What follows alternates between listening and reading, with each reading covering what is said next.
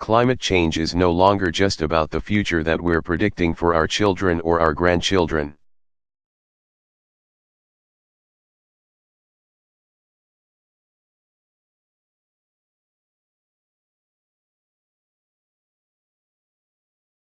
It's about the reality that we're living with every day, right now.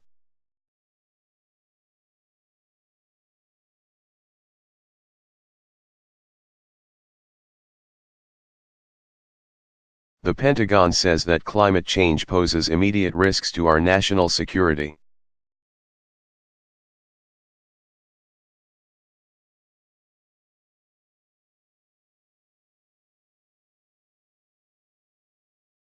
While we can't say any single weather event is entirely caused by climate change,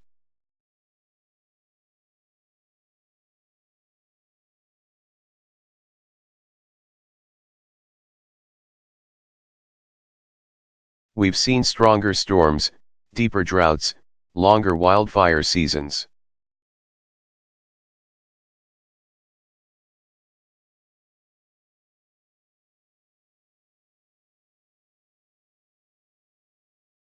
Charleston and Miami now flood at high tide.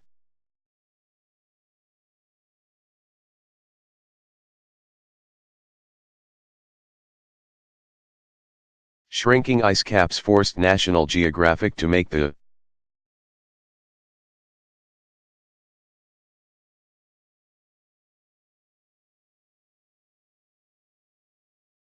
biggest change in its atlas since the Soviet Union broke apart.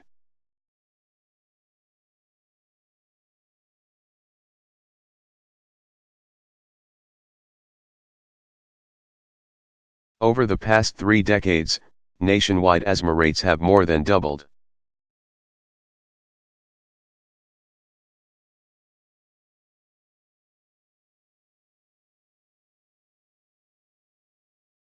And climate change puts those Americans at greater risk of landing in the hospital.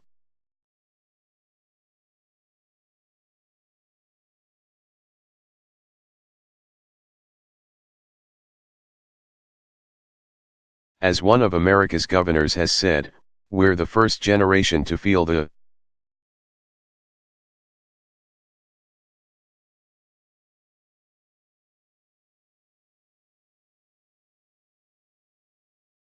impact of climate change and the last generation that can do something about it.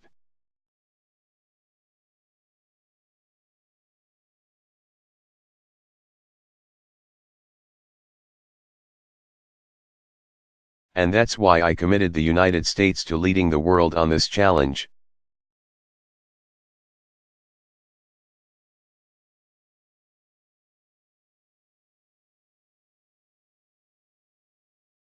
Because I believe there is such a thing as being too late.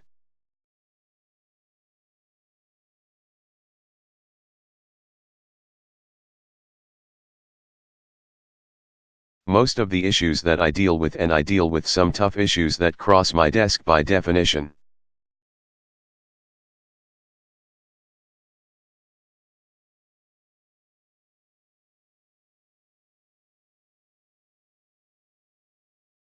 I don't deal with issues if they're easy to solve because somebody else has already solved them.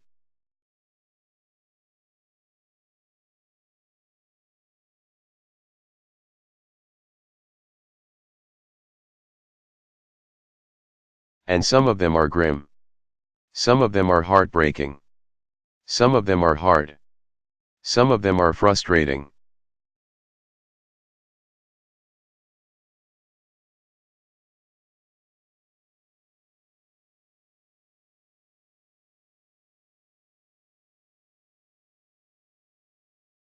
But most of the time, the issues we deal with are ones that are temporally bound, and we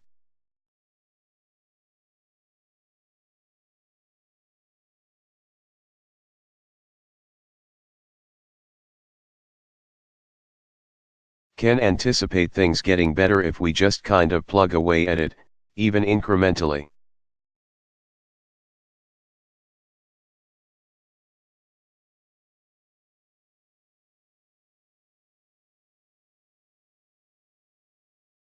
But this is one of those rare issues because of its magnitude.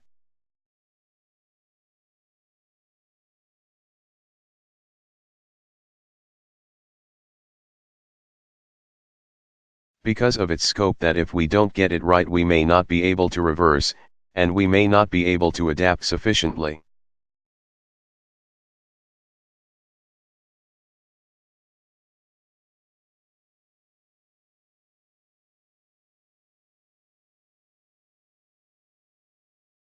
There is such a thing as being too late when it comes to climate change.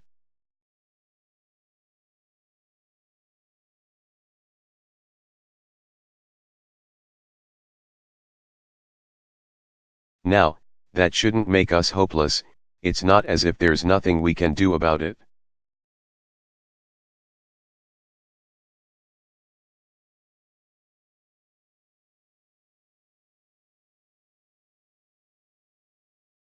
We can take action.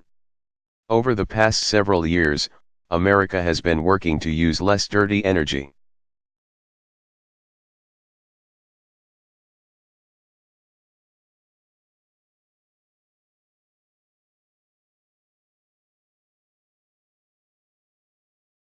More clean energy, waste less energy throughout our economy.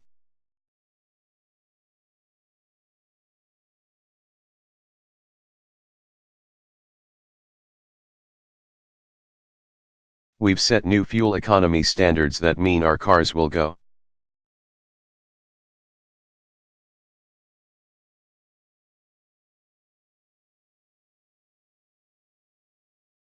twice as far on a gallon of gas by the middle of the next decade.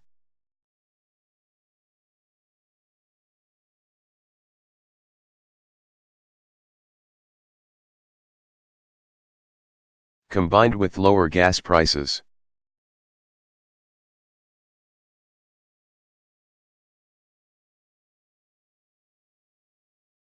these standards are on pace to save drivers an average of $700 at the pump this year.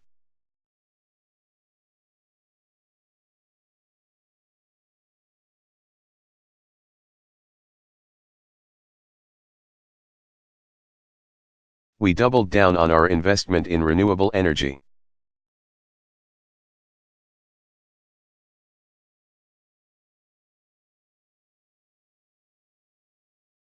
We're generating 3 times as much wind power, 20 times as much solar power as we did in 2008.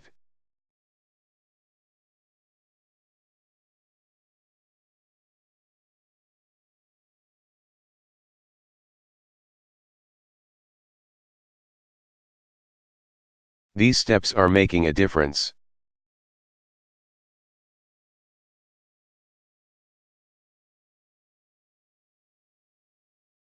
Over the past decade, even as our economy has continued to grow,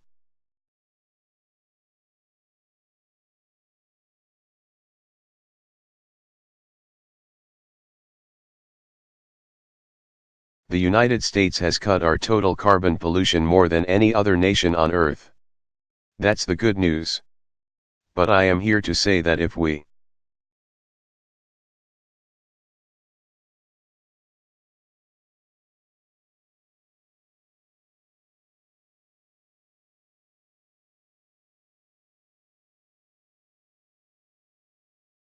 want to protect our economy and our security and our children's health, we're going to have to do more.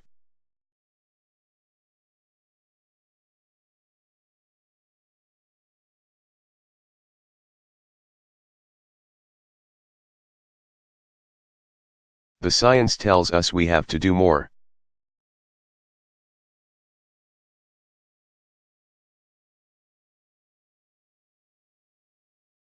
This has been our focus these past 6 years.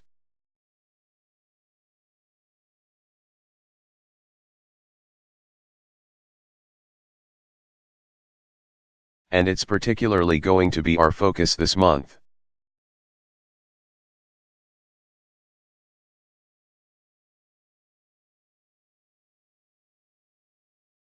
In Nevada, later in August, I'll talk about the extraordinary progress we've made in generating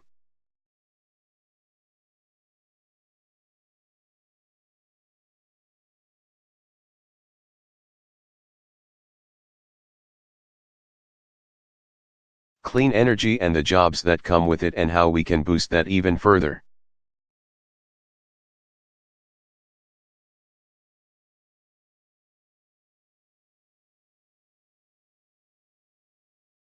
I'll also be the first American president to visit the Alaskan Arctic.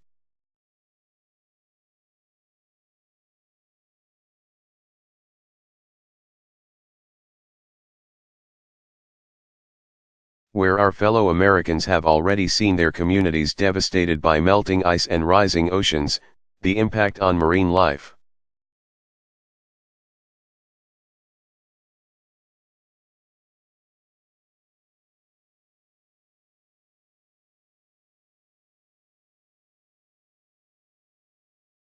We're going to talk about what the world needs to do together to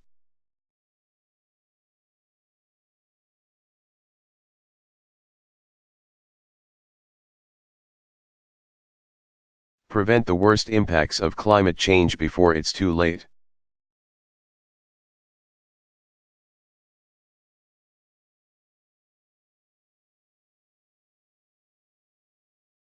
And today, we're here to announce America's Clean Power Plan, a plan 2 years in the making.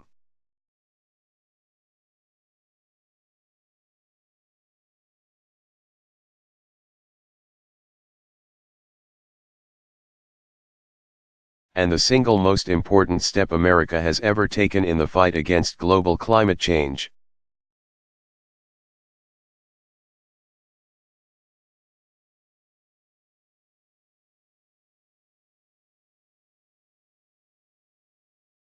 Right now, our power plants are the source of about a third of America's carbon pollution.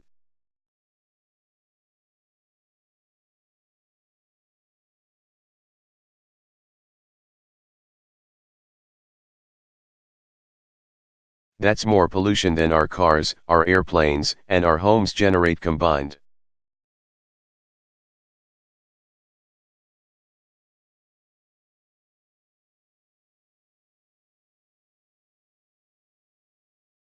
That pollution contributes to climate change, which degrades the air our kids breathe.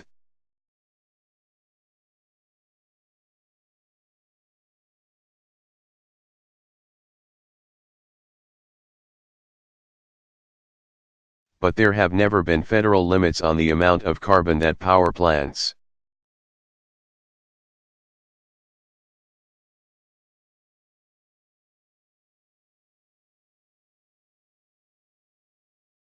can dump into the air.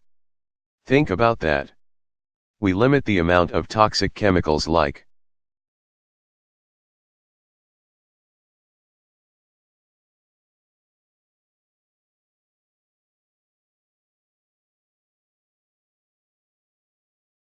mercury and sulfur and arsenic in our air or our water, and we're better off for it.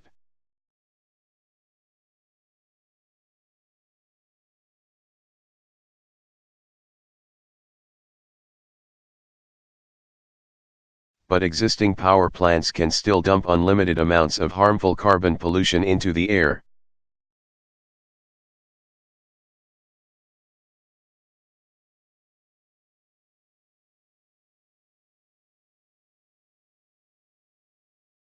For the sake of our kids and the health and safety of all Americans, that has to change.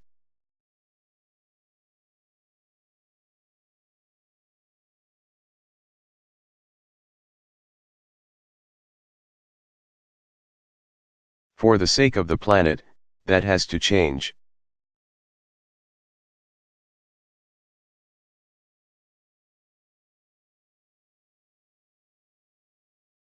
So, 2 years ago, I directed Gina and the Environmental Protection Agency to take on this challenge.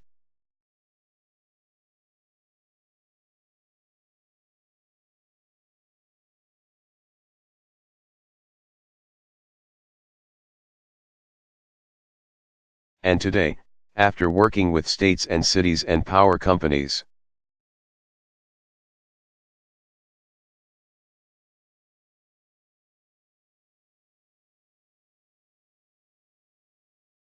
the EPA is setting the first ever nationwide standards to end the limitless dumping of carbon pollution from power plants.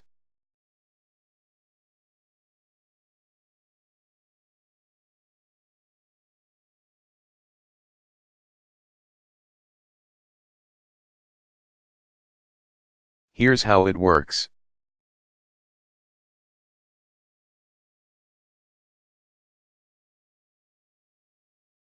Over the next few years, each state will have the change to put together its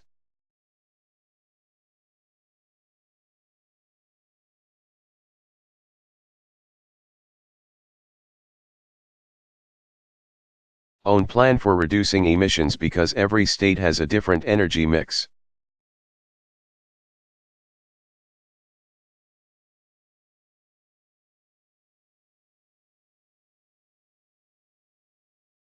Some generate more of their power from renewables, some from natural gas, or nuclear, or coal.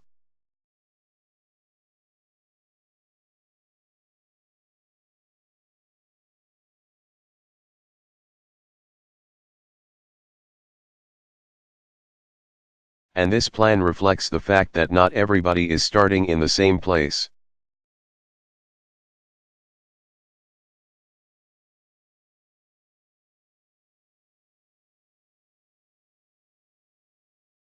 So we're giving states the time and the flexibility they need to cut pollution in a way that works for them.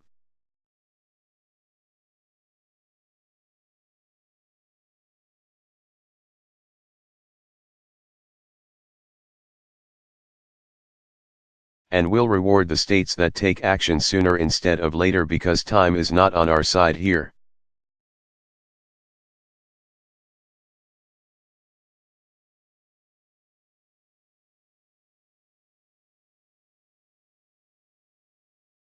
As states work to meet their targets,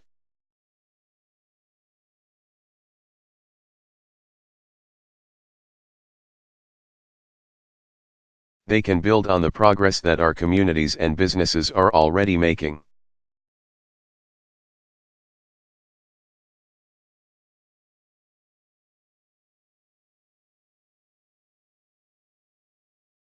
A lot of power companies have already begun modernizing their plants.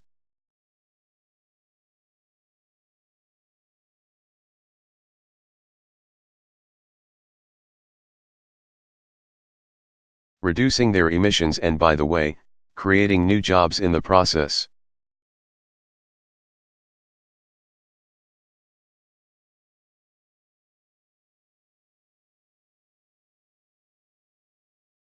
Nearly a dozen states have already set up their own market-based programs to reduce carbon pollution.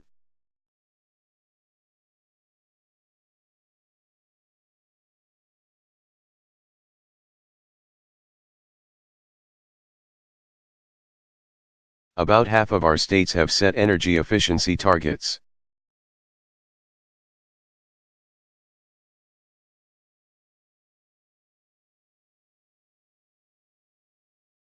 More than 35 have set renewable energy targets.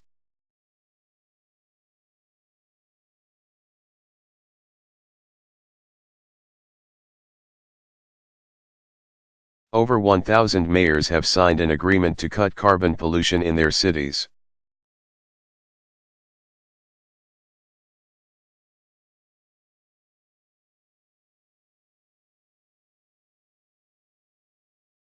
And last week, 13 of our biggest companies, including UPS and Walmart and GM,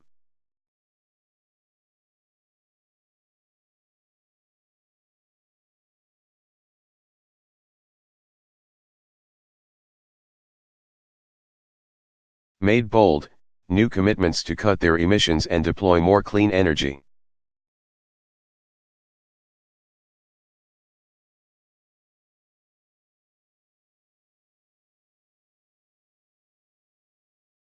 So the idea of setting standards and cutting carbon pollution is not new.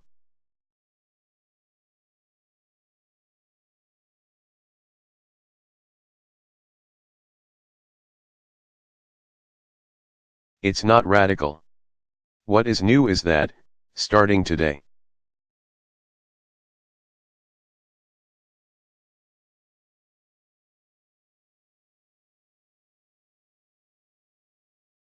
Washington is starting to catch up with the vision of the rest of the country.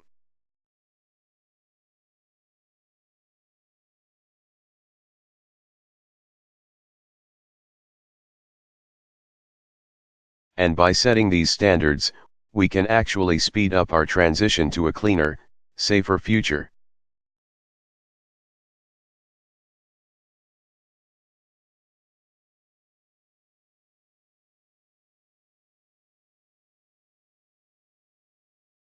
With this clean power plan, by 2030.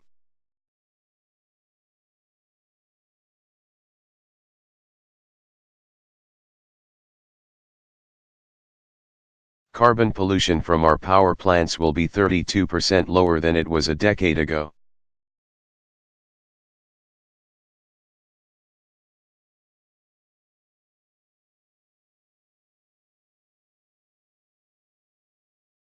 And the nerdier way to say that is that we'll be keeping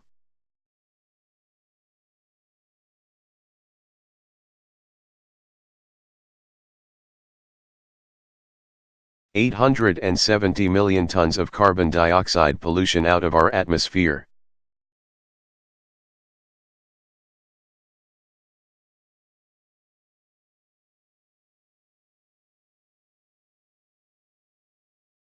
The simpler, layman's way of saying that is it's like cutting every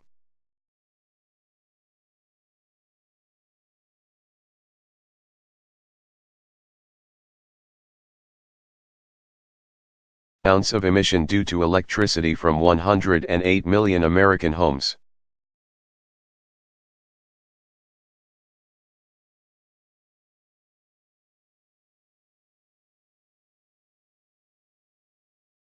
Or it's the equivalent of taking 166 million cars off the road.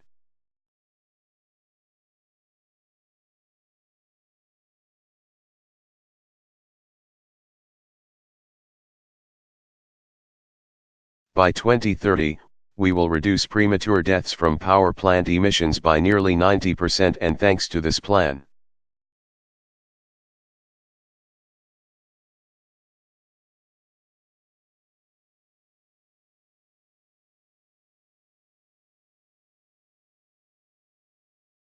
There will be 90,000 fewer asthma attacks among our children each year.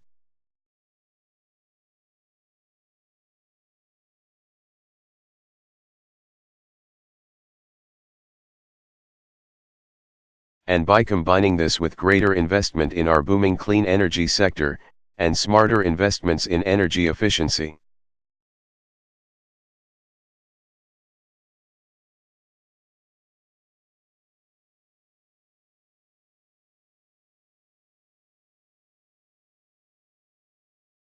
and by working with the world to achieve a climate agreement by the end of this year.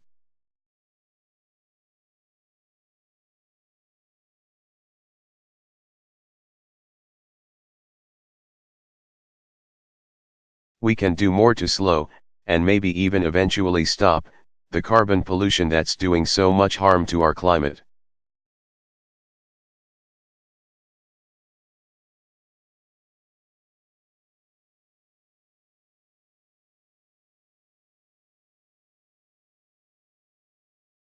So this is the right thing to do.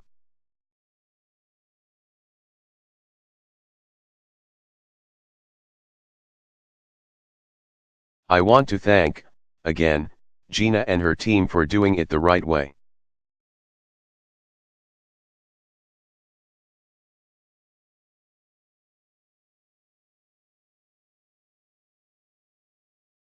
Over the longest engagement process in EPA history, they fielded more than 4 million public comments.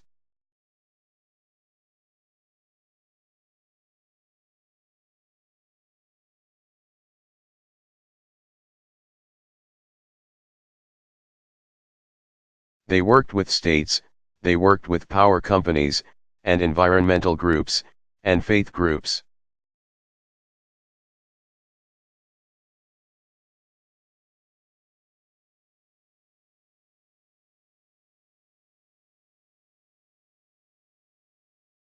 And people across our country to make sure that what we were doing was realistic and achievable, but still ambitious.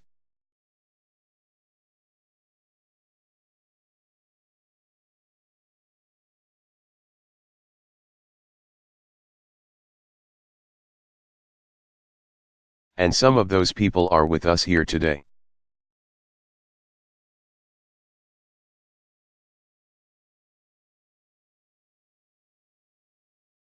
So, Tanya Brown, Tanya, wave, go ahead.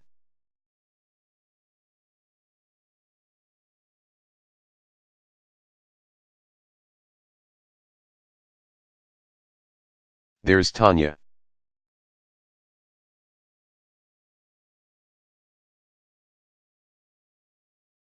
Tanya Brown has joined up with moms across America to spread the word about the dangers climate change.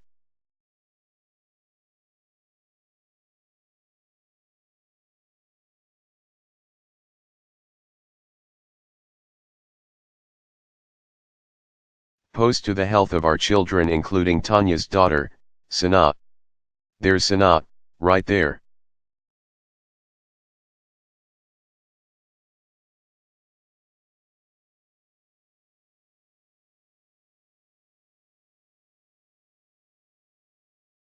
Dr.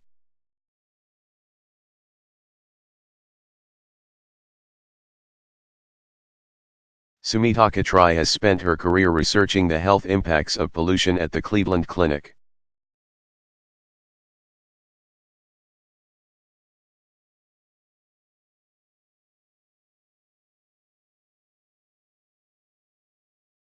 And helping families whose lives are impacted every single day. Doctor, thank you.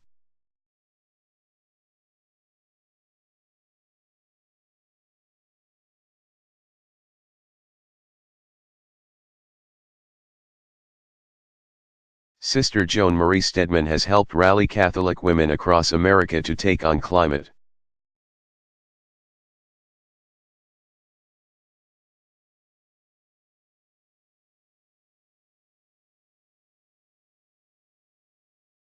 Sister, thank you so much for your leadership.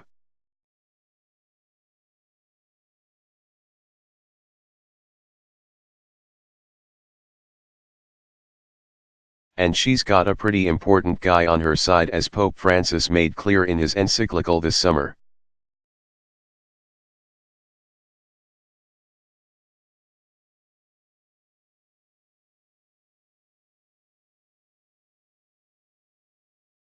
Taking a stand against climate change is a moral obligation.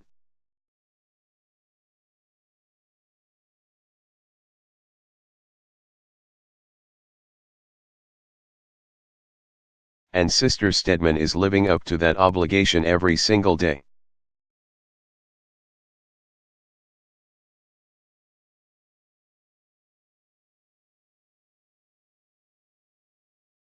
Now, let's be clear.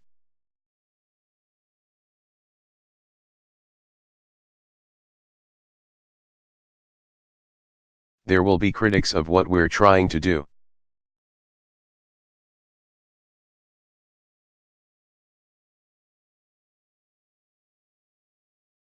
There will be cynics that say it cannot be done.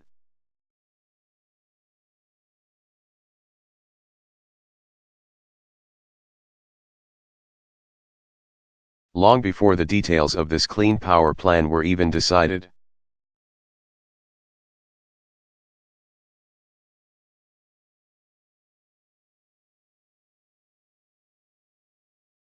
The special interests and their allies in Congress were already mobilizing to oppose it with everything they've got.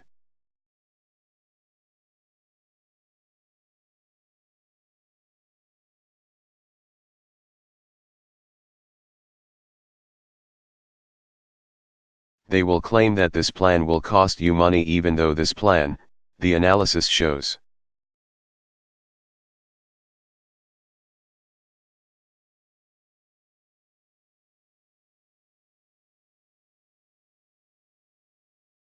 will ultimately save the average American nearly $85 a year on their energy bills.